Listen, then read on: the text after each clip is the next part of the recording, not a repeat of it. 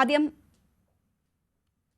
Vasant Thengumpally, UDF ഇന്നലെ UDF സ്ഥാനാർത്ഥി ഉൾപ്പെടെയുള്ളവർ ചരിത്ര ഭൂരിപക്ഷത്തിൽ ജയിക്കും എന്ന് പറഞ്ഞിടത്തു നിന്ന് ഇന്ന് കണക്കുകൾ കൂട്ടിക്കഴിയുമ്പോൾ 5000-നും 10,000-നും ഇടയിലെ ഒരു ഭൂരിപക്ഷത്തിൽ ജയിക്കും എന്ന നിലയിലേക്ക് ആ പ്രതീക്ഷ ചുരുങ്ങുന്നത് നമ്മൾ കണ്ടു. അപ്പോൾ കൂടുതൽ വിശദമായ കണക്കെടുപ്പുകളിൽ ചില പ്രശ്നങ്ങൾ അല്ലെങ്കിൽ ഭൂരിപക്ഷം നിങ്ങൾ ഇന്നലെ അവകാശപ്പെട്ടതിൻ്റെ അത്രയും എത്താത്ത തരത്തിൽ ചില കണക്കുകൂട്ടലുകൾ നിങ്ങൾക്കുണ്ട് എന്ന് മനസ്സിലാക്കുന്നു. എന്തുകൊണ്ടാണ് അങ്ങനെ നേരത്തെയൊക്കെ അവകാശപ്പെട്ടിരുന്ന ഭൂരിപക്ഷത്തിൽ നിന്നും കുറവിലേക്ക് നിങ്ങൾ എത്തുന്നത്? ഏതൊക്കെയാണ് നിങ്ങൾ വെല്ലുവിളികളായി കാണുന്നത്? അല്ല, യാതൊരു വെല്ലുവിളിയും അവിടെ ഇല്ല.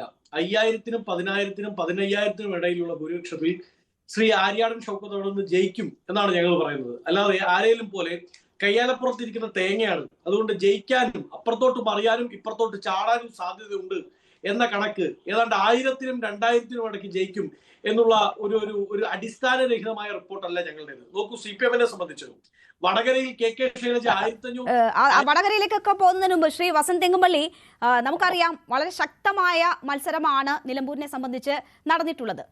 നമ്മൾ ഇതുവരെ ഉള്ള ഉപതെരഞ്ഞെടുപ്പുകളിൽ കണ്ടതിൻ്റെക്കാൾ വ്യത്യസ്തമാണ് സാഹചര്യം. കാരണം കഴിഞ്ഞ 2 തവണ അവിടെ മത്സരിച്ച് ജയിച്ച PV അൻവർ അവിടെ ഒരു സ്ഥാനാർത്ഥിയായി വരുന്ന ഒരു സാഹചര്യം കൂടിയുണ്ട്. അപ്പോൾ 3 മുന്നണിക്കൊപ്പം PV അൻവറിന്റെ സാന്നിധ്യവും കൂടി വരുമ്പോഴാണ് പ്രവചനാതീതമാകുന്നത് കാര്യങ്ങൾ. ഇപ്പോഴും ഈ കൂട്ടിക്കിഴിക്കലുകൾക്കുള്ളിൽ അവസാനവും ഇന്ന് ഒരു ദിവസം പിന്നിടുമ്പോഴും കൃത്യമായ ഒരു കണക്ക് മുന്നണികൾക്ക് പോലും എത്തിപ്പെടാത്തത് ഈ അൻവറിന്റെ സാന്നിധ്യം കൊണ്ടാണ് എന്ന് ഞാൻ മനസ്സിലാക്കുന്നു. അപ്പോൾ ഇത്രയും പ്രതികൂല ഘടകങ്ങൾ നിൽക്കുന്നു. നിങ്ങൾ ഭൂരിപക്ഷം കുറച്ചു എന്നത് ഒരു വസ്തുതയാണ്. അപ്പോൾ പോലും 15,000 വരെ വോട്ടിൽ ഒരു വിജയം എന്ന് പറയുമ്പോൾ അതിന് എന്തൊക്കെ അടിസ്ഥാനം എന്നൊരു ചോദ്യമുണ്ടല്ലോ. അല്ല, അതാണ് പറഞ്ഞു വരുന്നത്. ഞങ്ങളെ സംബന്ധിച്ച് ഞങ്ങൾ വെറുതെ ഒരു കണക്ക് പറഞ്ഞു പോവുകയല്ല. CPM-നെ പോലെ ഏത് വടകരയിൽ ശൈലജ ജയിക്കുന്ന കണക്ക് പറഞ്ഞതുപോലെ 20 സീറ്റുകളിലും ലോക്സഭയിലേക്ക് നടക്കുന്നതിൽ 12 സീറ്റിലേറെ പിടിക്കുമെന്ന CPM സംസ്ഥാന സെക്രട്ടേറിയറ്റിന്റെ അടിത്തട്ടകളിൽ നിന്നുള്ള കണക്കെടുത്ത ശേഷം നടത്തിയ അവലോകനം പോലുള്ള ഒരു കണക്കല്ല ഞങ്ങളുടേത് ബൂത്ത് പ്രസിഡന്റുമാർ നൽകുന്ന റിപ്പോർട്ടിന്റെ പുറത്ത് അവിടെ ഇലക്ഷൻ പോളിംഗ് ഏജന്റുമാരായി ഇരുന്നവരുടെ റിപ്പോർട്ടുകളുടെ പുറത്തുള്ള ഒരു കണക്കാണ്. ആ കണക്കാണ് വളരെ കൃത്യമായി ഇന്ന് PCC അധ്യക്ഷനും ബഹുമാനപ്പെട്ട പ്രതിപക്ഷ നേതാവും അടക്കമുള്ള UDF-ന്റെ നേതൃത്വം നിങ്ങളോട് വ്യക്തമാക്കിയിരിക്കുന്നു. ഞങ്ങളെ സംബന്ധിച്ച് ഇപ്പൊ രേണു പറഞ്ഞതുപോലെ അവിടെ ഇത്തവണ ഒരു ചതുഷ്കോണ മത്സരം ഉണ്ടായിരുന്നു എന്ന് ചോദിച്ചാൽ സ്വാഭാവികമായ മത്സരം ചതുഷ്കോണം തന്നെയാണ്. പക്ഷേ അതിന്റെ ഒരു ചതുഷ്കോണത്തിൻ്റെതായിട്ടുള്ള വീറും വാശിയും ഉയർത്തത്തക്ക വിധത്തിൽ അൻവർ ഒരു സ്ഥാനാർത്ഥിയായിരുന്നു എന്ന് ഞാൻ പ്രതീക്ഷിക്കുന്നില്ല.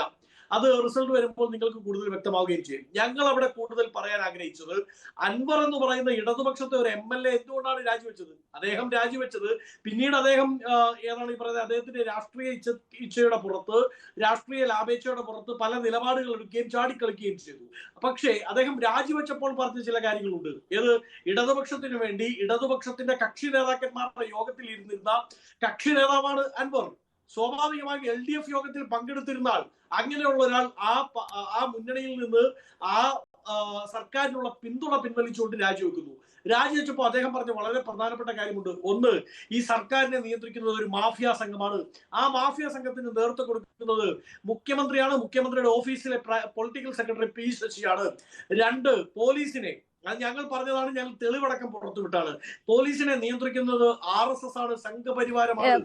അൻവർ പറഞ്ഞത് എന്ത് എന്നത് നമ്മൾ മാസങ്ങളോളം ചർച്ച ചെയ്തതാണ്. അൻവർ പറഞ്ഞത് ഉൾപ്പെടെയുള്ള കാര്യങ്ങൾ ചർച്ച ചെയ്തുകൊണ്ടാണ് നിലമ്പൂരിൽ ഈ തെരഞ്ഞെടുപ്പിന്റെ പ്രചരണ രംഗവും കടന്നുപോയത്. നമ്മളിപ്പോൾ വോട്ടെടുപ്പ് കഴിഞ്ഞു, ഒരു ദിവസം കണക്ക് കൂട്ടലുകളൊക്കെ കഴിഞ്ഞ ഒരു ചർച്ചയ്ക്ക് വേണ്ടി ഇരിക്കുകയാണല്ലോ. അപ്പോൾ ഒരു യാഥാർത്ഥ്യ ബോധത്തോടു കൂടിയുള്ള ഒരു സമീപനമാണ് ഞാൻ പ്രതീക്ഷിക്കുന്നത്. അതുകൊണ്ടാണ് ഞാൻ ചോദിക്കുന്നത്, വളരെ കടുത്ത മത്സരമായിരുന്നു.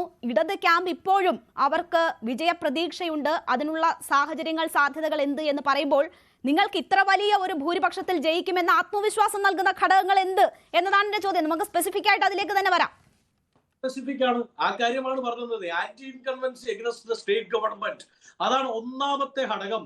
രണ്ടാമത്, ഇപ്പൊ അങ്ങ് പറഞ്ഞല്ലോ ഇടതുപക്ഷം അവിടെ ജയിക്കുമെന്ന് വലിയ ആത്മവിശ്വാസം നൽകുന്ന ഒരു റിപ്പോർട്ട് പുറത്തുവിട്ടത്. അത് ഞാൻ ആദ്യം പറഞ്ഞതുപോലെ കയ്യാലപ്പുറത്തെ കൊട്ടത്തേങ്ങയാണ് അവരുടെ റിപ്പോർട്ട്. ഏത് അങ്ങോട്ട് ചാടാം, ജയിക്കാനും ജയിക്കാതിരിക്കാനും സാധ്യതയുണ്ട്, മഴ പെയ്യാനും പെയ്യാതിരിക്കാനും സാധ്യതയുണ്ടെന്ന് കാലാവസ്ഥ കേന്ദ്രം പറയുന്നത് പോലെയാണ്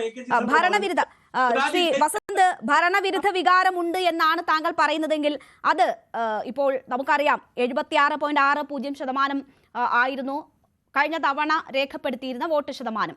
ഈ ഉപതെരഞ്ഞെടുപ്പിൽ നിങ്ങൾ 23 ദിവസം പ്രചരണത്തിന് കിട്ടിയപ്പോൾ ഈ കാര്യങ്ങൾ തന്നെയാണല്ലോ അവിടെ പറഞ്ഞത്. പക്ഷേ അതിനനുസരിച്ചുള്ള ഒരു പോളിംഗ് അവിടെ ഉയർന്നിട്ടില്ല. ഭരണവിരുദ്ധ വികാരം പ്രത്യക്ഷത്തിൽ ഉണ്ട് എങ്കിൽ അതനുസരിച്ചൊരു പോളിംഗ് അവിടെ സാധ്യമാകണമല്ലോ. ജനങ്ങൾ ആ വികാരം പ്രകടിപ്പിക്കണമല്ലോ. അങ്ങനെ വികാരം പ്രകടിപ്പിച്ചതായി നിങ്ങൾക്ക് ബോധ്യപ്പെടുന്നുണ്ടോ?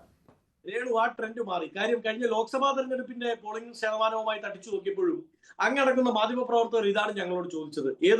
ഈ ആന്റി ഇൻകൺവൻസി പ്രൊജക്ട് ചെയ്യണമെങ്കിൽ സ്വാഭാവികമായും എന്ത് ചെയ്യണം? വോട്ടിംഗ് ശതമാനം ഉയരണം. അതിന്റെ തിയറി എന്ന് പറയുന്നത് ആന്റി ഇൻകൺവൻസി ഉണ്ടെങ്കിൽ വോട്ട് ചെയ്യണ്ട എന്ന് ആടി നിൽക്കുന്ന ന്യൂട്രൽ വോട്ടേഴ്സ് പോലും ഇറങ്ങി വോട്ട് ചെയ്യും, പോൾ ചെയ്യുമെന്നുള്ളതാണ്. അന്ന് ഞങ്ങൾ പറഞ്ഞ എന്താണ്? ഇടതുപക്ഷത്തോട് ആഭിമുഖ്യമുള്ളവർ, എന്നാൽ ഈ സർക്കാരിനോട് എതിർപ്പുള്ളവർ, അവർ വോട്ട് ചെയ്യാൻ പോയില്ല. വളരെ പ്രോ ലെഫ്റ്റ് ആയിട്ടുള്ളവർ, സർക്കാരിനെതിരായി ഈ ചിഹ്നത്തിനെതിരായി വോട്ട് ചെയ്യാൻ മടിയുള്ളവർ, എന്നാൽ ഈ സർക്കാരിനെതിരായി അവർക്ക് വിമർശനമുള്ളവർ, പ്രതിഷേധമുള്ളവർ, അവർ വോട്ട് ചെയ്യാൻ പോയിട്ടില്ല. അപ്പൊ സ്വാഭാവികമായും എന്ത് കുറഞ്ഞു? പോളിംഗ് ശതമാനം കുറഞ്ഞു. അത് കഴിഞ്ഞ ലോക്സഭാ തെരഞ്ഞെടുപ്പിലും വെളിവാക്കപ്പെട്ടതാണ്. നോക്കൂ, കഴിഞ്ഞ ലോക്സഭാ തെരഞ്ഞെടുപ്പിൽ നിങ്ങൾ ഈ പറയുന്ന പോളിംഗ് ശതമാനം കുറഞ്ഞു എന്ന് പറഞ്ഞ് ഇലക്ഷൻ റിസൾട്ട് വരുന്നതിന് മുമ്പ് ഞങ്ങളെ വല്ലാതെ കടന്നാക്രമിച്ചിരുന്നു, നിങ്ങൾ അടങ്ങുന്ന മാധ്യമപ്രവർത്തകർ. പക്ഷെ റിസൾട്ട് വന്നപ്പോൾ എന്തുണ്ടായത്? കേരളത്തിന്റെ ചരിത്രത്തിൽ 10 സീറ്റിൽ 1 ലക്ഷം വോട്ടിന് ജയിച്ചിട്ടില്ല. കേരളത്തിന്റെ ചരിത്രത്തിൽ ഞങ്ങൾ 18 ജയിക്കുമ്പോൾ 10 ഞങ്ങൾ ജയിക്കുന്നത് 1 ലക്ഷം വോട്ടിനാണ്. അതുപോലെ തന്നെയായിരിക്കും ഇവിടെയും ആവർത്തിക്കാൻ പോകുന്നത്.